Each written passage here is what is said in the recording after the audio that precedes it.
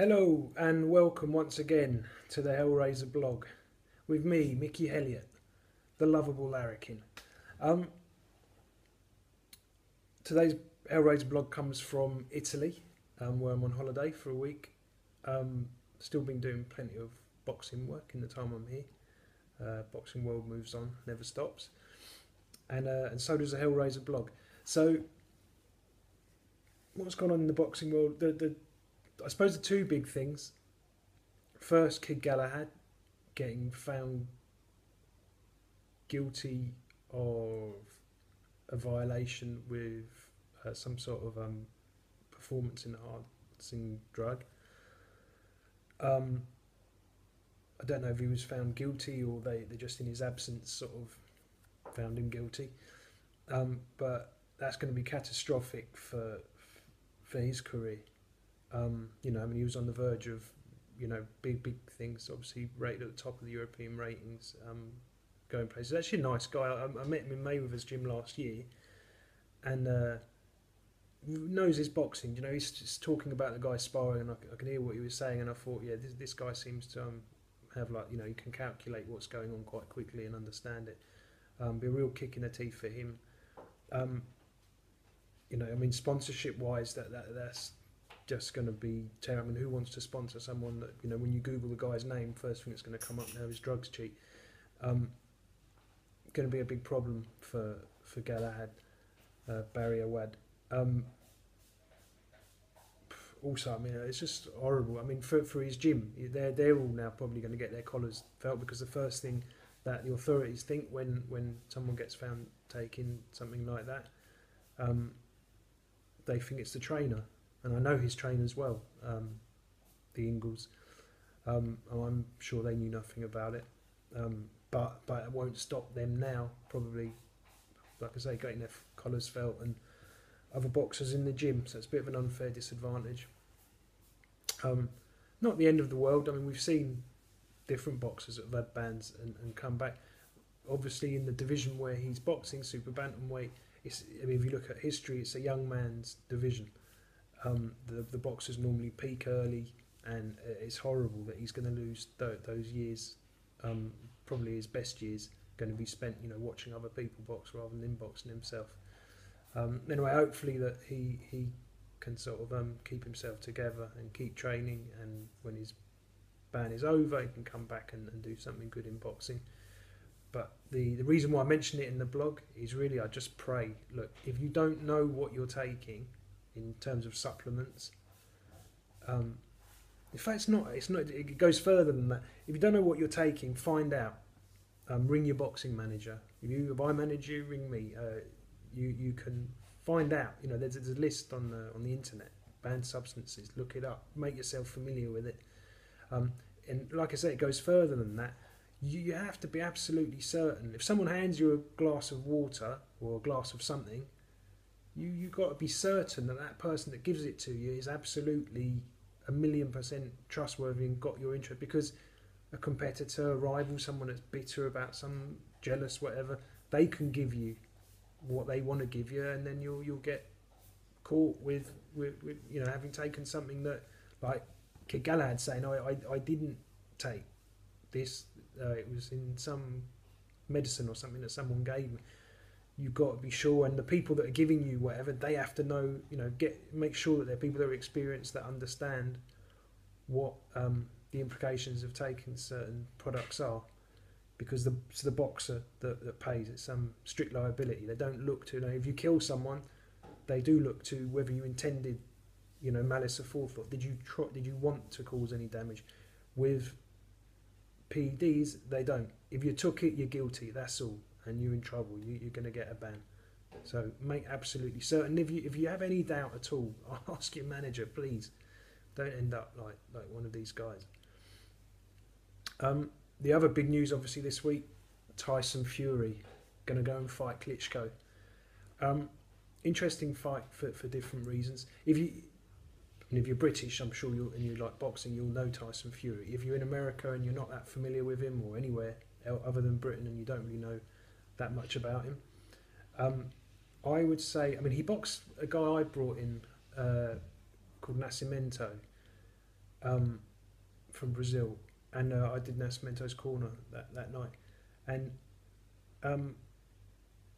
I was impressed with Fury. More impressed. I'd seen him in the ABAs previously, and I was definitely more impressed when I saw him as a pro. So he'd progressed, he'd moved on. I was impressed, but not. I mean, I've seen Klitschko in the flesh also, and Klitschko is something else. You know, I mean, I fancy Klitschko to win for sure.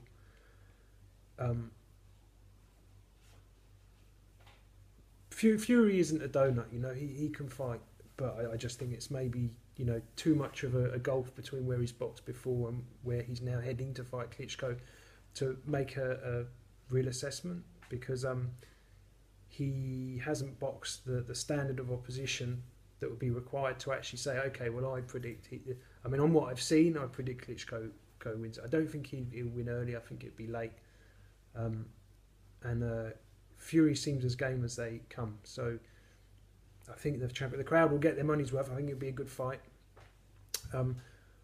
But ultimately, I think Klitschko. What's interesting as well is that the fight's going to be in Germany. Sky have, supposedly, I understand they have like a deal with Matchroom, so all boxing goes through Matchroom. Hennessy and Fury have stuck together, and I can't imagine Hennessy, having toiled and worked and grafted, being happy to sort of say, okay, well, Matchroom can do all the deals with all the TV distribution and, you know, pay-per-view and all this sort of thing on Sky, and we'll just take a fee for it, because he probably wouldn't get the same amount of money for his fighter that he would doing that. I wondered actually if that might have played a part, possibly, in the fight ending up in Germany, because that way he can say, well, they're promoting it. If Sky want the rights to it, they just make us an offer. They're going to have to pay a lot of money. Give us your best offer. I'm also going to go and speak to ITV. I'm also going to go and speak to every other channel, Box Nation, everybody else. And whoever gives us the best deal, they're going to get it. So it means that he can sort of squeeze them for as much money as is possible to get there. But well, it's interesting to me, because if they'd had the fight in the UK, I mean, would Sky have said we'll only promote it if Matchroom promote it? I can't imagine them kissing goodbye to such a big payday. I mean, it'd be by far the biggest payday they'd have had for the year, I'd imagine. And I suppose they'd have had to somehow come to an arrangement. That would have been interesting too. But anyway, as it is, it's on a show in Germany. Hopefully I'll get a boxer on there and I can go out to see it, because I think there's an event. I think it'd be pretty amazing. I mean, if not, watch it on the TV. I think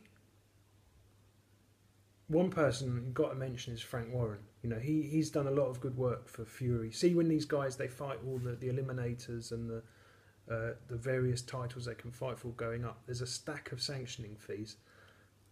You know, like tens of thousands of pounds has to be paid. So Fury was made mandatory. To get him to mandatory, granted, he'd done some of the journey before he went to Frank Warren, but,